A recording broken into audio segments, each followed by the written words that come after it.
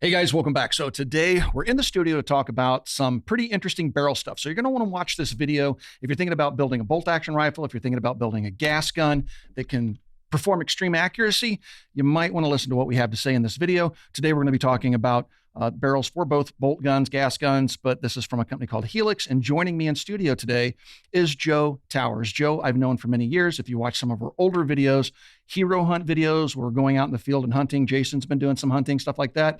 Well, those videos were courtesy of my friend Joe, and he's wearing his hero hunt hoodie today. So anyway, Joe, it's good to have you back, man. It's great being here and seeing you. I haven't seen you in a couple of years, and having a chance to come up here and do this with you is pretty awesome. It's crazy because we kind of got disconnected. So many people did through the whole pandemic thing because everybody just kind of stopped traveling and the industry kind of shut down. You know, businesses were struggling. And so we're all just kind of getting back into the swing of things. But, you're still working with Hero Hunt, but you are now working with Helix, and they're making some really incredible carbon fiber barrels. Now, I've been messing with carbon fiber for a long time. People that are watching this video probably have heard of Proof Research. So there's some big names out there that are making carbon barrels, but you guys are doing things a little bit differently. Yep, we're doing things a lot differently. The way our carbon is applied is proprietary, but it's laid at 0, 45, and 90 degrees. Our carbon is actually for structural stability of the barrel, and it eliminates a lot of the harmonics. Some of the smaller caliber stuff like the 223 Wild, it just almost eliminates any harmonics. Most of the other carbon fiber barrel companies are spun wound. So if you think about it going up and down the core, ours is not. We're the only barrel company on our bolt guns and our blanks that you can cut that barrel to length, and you can cut it as far down as you want to until you run out of material. I mean, it can be parted on a lathe. You can do it with a bandsaw, depending on what your experience level is and your gunsmith. And then we leave about a half an inch to rethread, and then we put our muzzle devices on. Interesting. So with carbon fiber, so those of you watching the video that might not understand the whole concept behind a carbon fiber barrel, you typically have a core, which is going to be steel, either high carbon steel or stainless steel. You're going to have different, materials used, but you're going to have, think of an airsoft gun, right? Where you have that really thin little barrel in there, and it's wrapped in plastic to make it look like a full-size barrel. Well, you have that little metal core that has your rifling in it. And then on top of that, they'll wrap that in carbon fiber. Carbon fiber has some really interesting properties. Extremely lightweight, very durable, and it also dispels heat very quickly. So, and then you have the rigidity of it, that it has different properties than just regular steel does. So it has all these things that it brings to the table. But I've also known from past experiences and doing a little bit of research into carbon fiber that a lot of early barrel manufacturers would just wrap one way. Right. And so they would apply some torque or some uneven pressure to the barrel as they're manufacturing because they're only wrapping it one way. And so then you talk about companies that are out there doing it. Like you guys have 3 different angles that you come at it when you're wrapping the carbon fiber. Is there anything else within the carbon fiber itself that's a little bit different with Helix? So for Helix 6 Precision, a lot of people are 50% carbon, 50% resin. As you know, carbon is a heat dissipator, resin is a heat insulator. So you want to cool these barrels, you want to keep your barrels cool as you can. You get less barrel droop, a lot less of the harmonics, so forth. So our barrels are manufactured, we're 70% carbon, 30% resin. So our barrels cool a lot quicker because there's not as much insulation to hold that heat in. And that helps obviously with some of the things you run into when you're shooting, especially after you heat a barrel up. You'll start to get droop in a steel barrel. If you take the same size contour steel barrel, and lay it next to ours and weigh them, our barrel will be right at 50% lighter than that steel barrel. But you're going to have better performance qualities. 100%. So yeah, carbon fiber is one of those things that I've messed with quite a bit, and I've played with different technologies. We were over lunch, we're talking about the straight jacket system and stuff like that. Carbon fiber is a fairly accepted, unless you're making submarines, don't do that. If you want to go see the Titanic, don't get in a carbon fiber submarine. But if you're looking for a barrel, carbon fiber is really a tough material to beat. Now, it might not be perfect for military type applications, but for precision shooting, hunting applications, because of the lightweight, the heat dispersion, and the rigidity of the barrel. One of the things that I've noticed, like with carbon steel barrels, you're talking about harmonics. People might not know what the harmonics are. Right. So if you think about it this way, when a gun fires, and you'll see this in slow motion videos of AKs, even AR-15 M16s, when they're being fired in slow motion, you can see the barrel whipping. Yep. People call it barrel whip, other people call it harmonics. But the whole gun is tweaking and moving and turning. AKs are notorious for it because they're made out of sheet metal and they have leaded rivets that, so the whole gun can flex and not crack or come apart. But those barrels are whipping and people are like, oh my gosh, there's something wrong with that gun. Now that's actually pretty normal. And so if you can control those harmonics, like for us, we had the SCAR 20, infamously, the SCAR 20, when we first got it, FN says, don't suppress our firearms or you void your warranty. So we did the entire testing and video with no suppressor on the SCAR 20, and it was a 1.5 inch gun at best. Right. I'm like, this isn't impressive for the amount of money they're asking for the thing. And so we get the whole thing done. And I just told Jason, like, you know what? Screw the warranty. Let's just see what it does with a can on it. Put an OSS can on it. And that gun to this day shoots 1/2 inch, 3/4 inch groups all day long because the can changed the harmonics of the barrel in a way that improved the accuracy. 8 to 12 ounces hanging on the end of it stabilized. Helps to stabilize those harmonics to keep the barrel from whipping as much. And I remember having a conversation with Desert Tech years ago, and they said, our rifles will do this with a bare barrel, but you'll get even better performance with a suppressor on it. And I was, back then I didn't understand. I knew what harmonics were, but I didn't understand how the weight of a can could change things. But I've documented it. I've proved that to myself that cans can change things dramatically. So when you're talking about harmonics, this carbon fiber is going to behave differently than steel is going to behave. 100%. And so with regards to testing and bolt action guns, is there any type of like accuracy guarantee that you guys offer with the barrels, or have you guys found in your testing that outside of the weight savings and the heat savings and the less barrel droop, with carbon fiber, you can fire more successive shots before you start to see that shot dispersion? Right. Like with a carbon steel barrel or even a stainless steel barrel, when you start to heat those guns up, gas guns and bolt guns, you start to see those groups open up. That's why you can get a really tight 3-shot group. 5 shots going to open up. 10 shots going to open up even more. You do a 30-shot group, you're going to see that shot dispersion open up on a regular steel barrel. Is that a bit different than with the Helix? Yes, it's a lot different. Again, like I said, it gets into the harmonics and it gets into some carbon that's out there it's there for more for looks, and somebody can check the box. We want something with a carbon barrel, and they'll check the box. Ours, it affects the entire structure of the barrel. It makes it more rigid. Even when they get warmed up, it's even more rigid. So we're getting a lot of customers that are shooting, PRS matches, long range matches, and they love them. I mean, these I shoot a lot. I've shot a lot of different barrels. And I was really excited when I was asked to be the product manager for Helix 6 because I was just like, you really? Because I liked them. I already knew about them, right? And to actually get to work for the company now and do some stuff with them, it's pretty legit. I mean, I have about rebarreled everything I have in our barrels. Yeah. So, well, I just want to say we were out shooting today. Yep.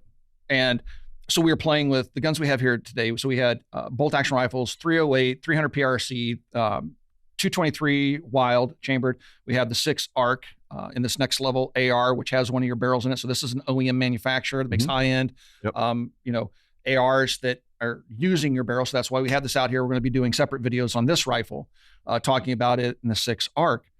But one of the things that I think is interesting is that when you're shooting match ammunition, you're kind of limited in what type of accuracy you're going to get.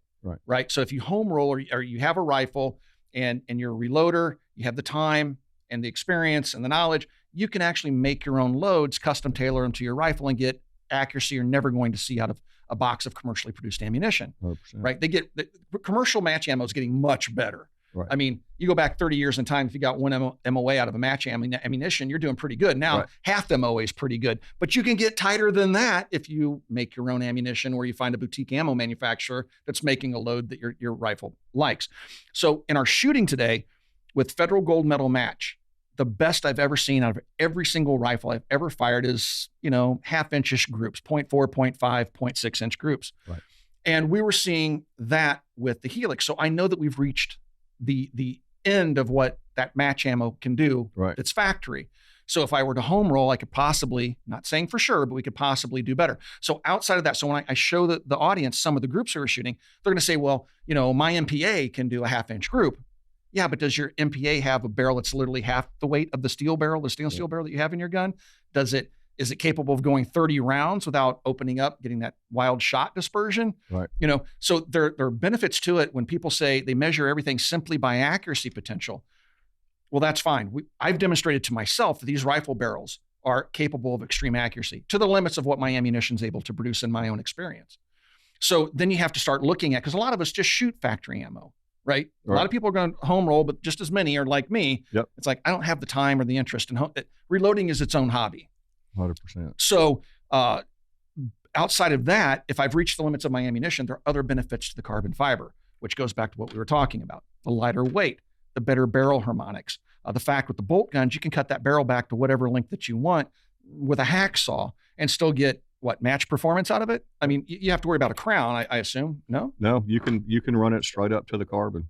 You're not going to cause any issues with that. Really? No. The only time I put any kind of a spacer, I know there's a proper name, but I can't remember, between like a muzzle device or whatever, is if my actual muzzle device, if I'm using it to set the timing to get it right. Other than that, I never use them. I think actually this rifle here is just screwed directly in. I'm not for sure.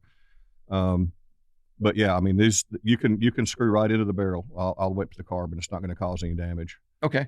So some people want to go ahead and still put that spacer in there just to keep that little bit off the carbon. But I've been shooting these consistently for, 3 years, and I've never had an issue at all. That's kind of interesting, like on the AR barrel, not the bolt gun, but you can see the metal piece on the end of it. So with the bolt action rifles, that's not really necessary, is what you're saying. Correct. Okay. Correct.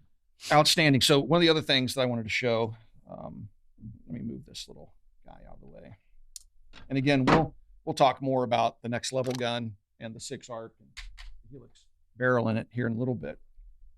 This thing you brought out, and this has an MDT chassis on it and a Helix 6 barrel on it. So you can see the carbon fiber and the handguard here that kind of goes nicely with the carbon fiber barrel. But this little guy, do you know what this thing weighs? Because this feels like 3 pounds, maybe 4 pounds. It's probably around 4 pounds again. Pre-optics, we were 4.6, we're sub 5 pound. Okay. And then we put the Vortex ultralight scope on there. We were having people asking, hey, we need something quick for like a ranch gun for predators. Something that's movable. It's got a collapsible stock on it. That's titanium been really, receiver. Yeah. This thing is silly lightweight. When I picked it up, like, oh my gosh, it's like a toy. And believe it or not, and of course, that thing is extremely accurate. So this extremely accurate. I wanted to talk about this in today's video because we were out shooting it, and I've shot a lot of 223s, bolt guns, everything from Savage and Remington and custom guns, gas guns, and we call it 223 stuff, right? 223 is an okay cartridge, but in extreme accuracy, it's just not generally something I've seen out of many firearms, regardless of the match ammo, factory match ammo that I'm firing out of it. Right. So when you brought this thing out and we started getting it set up and everything, I'm telling myself, yeah, it's going to do 223 stuff. We're going to have 2 rounds touching, and the third round's going to open it up to an inch or so. Because about an inch is about the best I've seen 223s with factory ammo really do. Few exceptions, they might get down to 3/4 of an inch, but generally speaking, it's 1 inch or a little bit bigger. So I wasn't expecting much. And then I have to look at the very first group I fired with this thing. I'm going to look at my phone. I want to say it's .211, right? Yeah, I think that was the right size. Yes. Now I'll throw this up for the folks to see what I'm talking about here. But let's see, there it is. Yeah, .211 MOA. So yeah, when I saw that, and keep in mind we're shooting at 100 yards, so I'm looking through the scope and I see the first round hit, and I fire the next one. I'm like, I think I just put it through the same hole. Load up the third one and fire again. Like, am I still hitting the target? And then we go down range and it's just one jagged hole. It literally put them through the same hole. And so that to me is really, really impressive. And subsequent groups, the first one I think was our tightest, but subsequent groups are well under a 1/2 inch.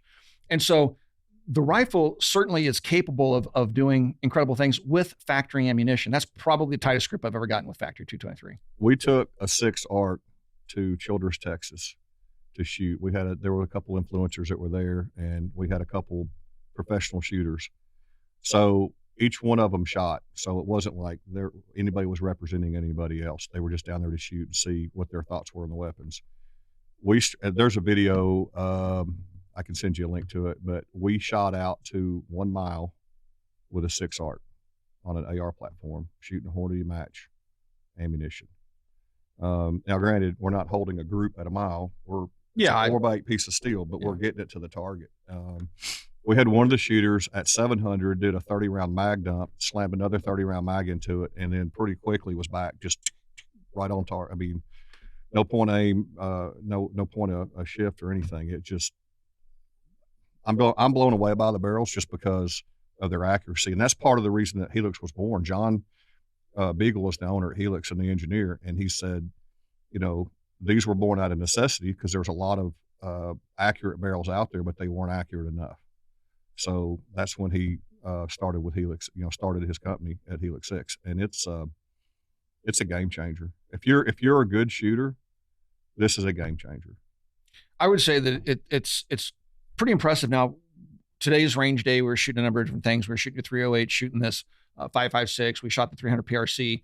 I've had the next level rifle. We're still evaluating that. We'll do a full video on that, but I've been shooting it much longer. And so I want to play more with Helix 6. I'll probably order a barrel or maybe have somebody rebarrel one of the guns that I have already, because I do want to do more extensive testing with it. I have several proof barrels and stuff like that I've had for many years on different firearms. And so I do want to get more experience with it. Because again, today, the guns that we're showing here, with the exception of the next level AR, my first experience is today. So we were just shooting all morning, trying to get groups and better understand the product before we sat down in studio to talk about it. But I definitely want to learn more about it. And I wish I had the time to reload, man. I really do. I have all the equipment. I used to do it years ago, but when the YouTube channel started taking off and Federal came to me and said, yeah, we'd love to supply with any ammunition you need. Right. We just had Hornady on the show. We're talking about the new 338 ARC, and they made the same offer. Like, if you guys need ammo for any testing, just let us know. So being in the position I am in, I don't have a need to reload anymore. Right. I used to reload out of necessity because it's just too expensive to shoot as much as I did without it. Right. I'd really love to get into reloading, and I maybe will drag out one of the presses, bring it to the shop or something so I can break away from the family and spend a couple hours being able to press stuff, because I really like to see what these are actually truly capable of. And every once in a while, my shooting hobbies and my interest in it are cyclical. Like, I'll have an interest in World War II bolt actions, and that's what I'm buying and shooting that year. And then next year it'll be 1911. The next year it'll be AR-15 something or other. Right. And I think I'm due for another precision rifle year. So maybe the Helix barrels will get me into that, and I'll start to do a little bit of reloading and see what type of ammunition I can work up. But, like I said, it's a hobby in and of itself, but the payoff is just outstanding. Now, one of the areas I think that this might be handy, and maybe you guys do a little bit of this, I don't know who you work with. I know Next Level is one of your OEM users of the barrels, but hunting rifles. It would seem to me like, I'm taking a look at this, if it was in something other than 223, because this isn't legal for hunting in my state. Right. If this thing was in, something that was 30 cal, and it was this lightweight, that would be amazing. Because if this has a folding stock on it, it's all carbon fiber. If you're walking around in the hills of Tennessee, or if you're walking around the mountains of Texas, it's nice not to have, like, I went on a nilgai hunt with a Falcor Defense 300 Win Mag gas gun. The gun itself weighs like 18 pounds or more. And that's before you put an optic on it. And we walked for 2 miles chasing that nilgai through South Texas heat. And we were about dead by the time we got to the end of the day. And we were literally done hunting. Right. And my arms, I didn't even take a sling. I'm like, I can carry this. My arms felt like they'd stretched like 4 feet longer than normal from carrying the weight of that thing. And then on our way back to the camp, that's where we found the nilgai that we've been chasing all darn day. And I finally put the thing down. At that point, it's just a grudge. I just wanted some payback for making me walk around. It's a crazy heavy rifle. This, I would forget I even had. Right.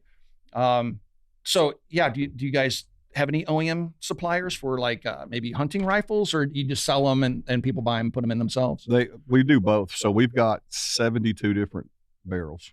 We have for the pre-fit barrels, we've got Ruger, Savage, Ruckus, Defiance, Tika, and you can buy those pre-built, ready to mount up, just ready to go. We've got quite a few AR barrels as well.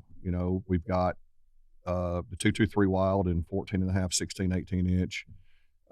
We've got 308, 30 caliber AR barrels. So we pretty much 6 ARCs.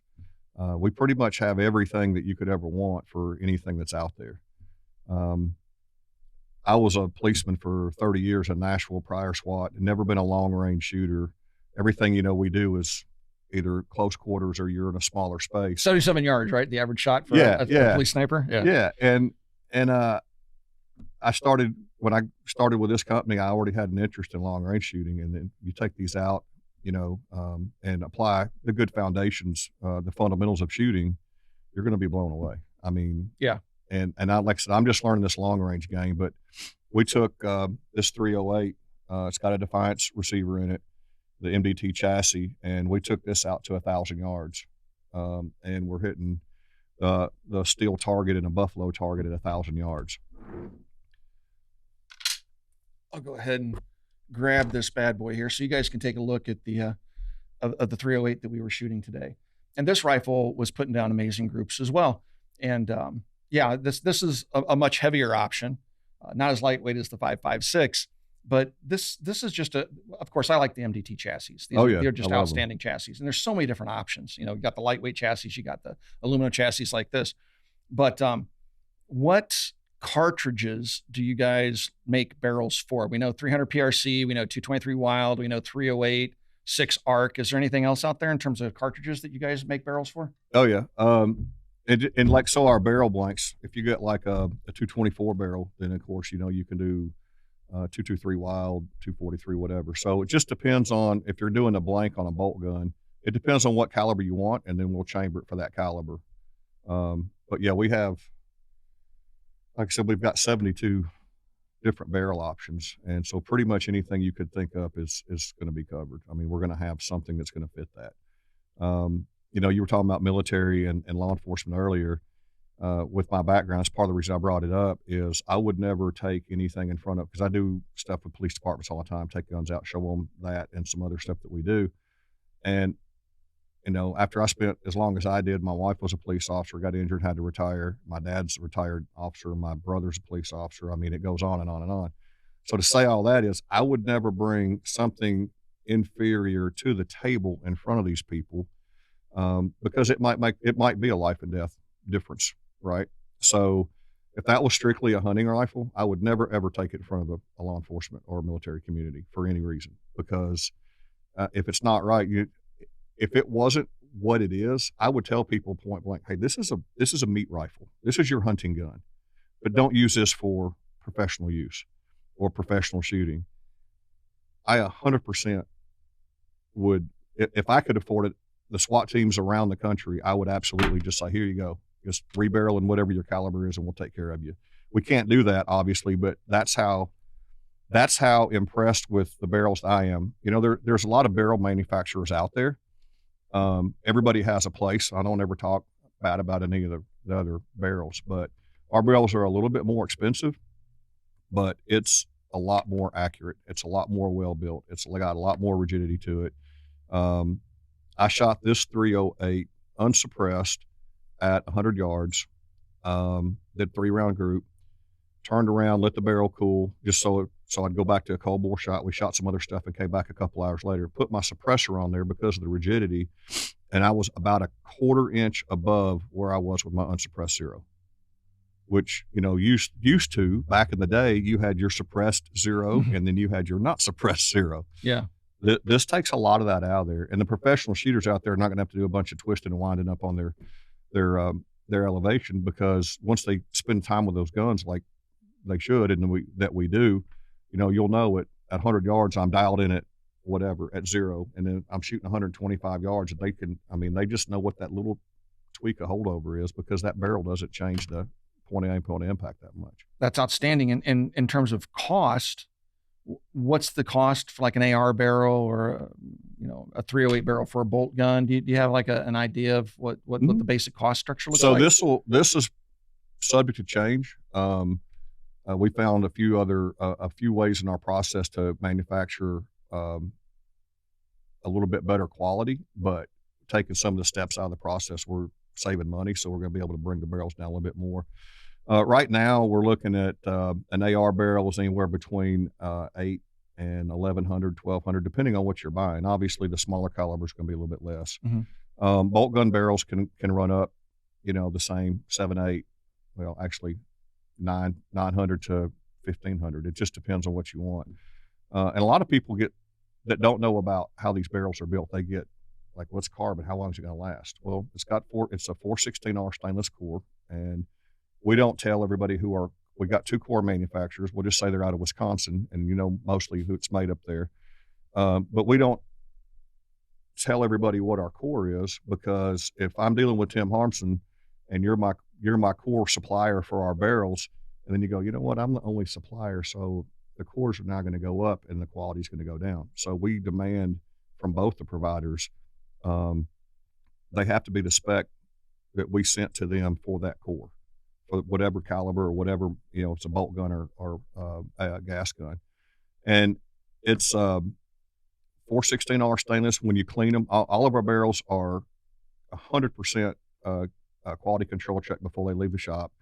They're gauged, they mic them, everything is done before they leave. All the barrels are individually hand lead lapped. So we're making sure we're getting everything the way it needs to be. So when that gun leaves the shop, it's going to be lights out. Outstanding. And with in terms of getting more information to find out where to pick these barrels up and stuff like that, where can people get more information on the Helix barrels? Helix6precision.com, or you can go to thirdbullandcompany.com. Both of those will have plenty of information. There's a lot of information out on the internet where people have done some of their own testing or whatever. But the most accurate information and our whole lineup can be found at Helix 6 Precision. And that's Helix, the number 6, not SIX, but the number 6.com. All right. So is there anything that I've not brought up with regards to the barrels that you'd like to bring to the attention of the folks watching, or we pretty much covered off on everything? We've pretty much covered everything. Like I said, those are some of the common questions. Well, who's your core provider? Who is what's your turnaround time on orders and stuff? So I'll have most of what we offer in stock, or they're on the production schedule, so they're fairly quick to get. A lot of people are waiting on back order for other brands or other manufacturers, whatever, but because they make good stuff. But ours is pretty much readily available depending on what you're ordering. And it's a custom company. So if you're an OEM and you go, hey, I'm looking for the best barrel, but I need these specs. Well, if we're doing OEM barrels, then we're also an engineering company. We can engineer whatever you want, but it's pretty much the sky's the limit, whatever you can dream up. Now, granted, if you do a 1 barrel run, it's going to be really expensive. Yeah. But if you got somebody like an OEM, like Next Level Arms and that 6 arc, I mean, it's a whole nother realm of accuracy and cool. Yeah. And you got to work on the new 338 arc, just so you know. Right. Because I want one of those barrels for an AR. Because I'm dying to shoot the new 338 arc. As I mentioned earlier in the video, we just had the Hornady guys on and we were talking about some of the benefits of it. And I really want to play with it. I have an 8.6 and I really want to try out 338. And I think it'd be really fun to play with it in a bolt gun. So hopefully when those specs are out, actually, I think Sammy has the specs already. So, when the reamers and everything are available, it'd be really cool to see one of those. And maybe that'll be the first barrel I buy will be the new 338 arc, and I could drop it into a rifle because it literally drops into ARs. It's just a barrel change, mag change, and a bolt change. That's it. And I'm really, really looking forward to that. Well, Joe, thank you so much, man. It's really cool that you came up and, from Tennessee and before the snow flew and came out here to do a little bit of shooting. Hopefully we'll see you back up here soon. I know we want to do some deer hunting. Maybe we'll be able to knock a deer over with a Helix 6 rifle or something like that in the near future. Would love that. All right, man. Well, thank you again for coming up and thank you for sharing this information with us, guys. If you have any questions about Helix 6, first of all, swing by, check out their website, but also you can ask questions down below. Now, I'm not an expert on the Helix 6 barrels, but I'm going to be learning more about them, but feel free to ask those questions. I do stick around for the first couple of days after a video goes live to answer any questions you may have. Also, right here on YouTube, you do have the option of supporting us in the age of demonetization. You got a thanks button, a subscribe button. Click either one of those buttons and you can help support us here on YouTube in the age of demonetization. Also, swing by, check out Patreon if you want to get early access to videos like this one and stuff like that, direct access to me. That's how you do that, is through Patreon. Again, there's a link in the video description below. Please swing by, check out Copper Custom. I think I've got everything. Man, my outro has become so long with everything I have to say. Thank you for 16 years of support. We'll talk to you guys soon.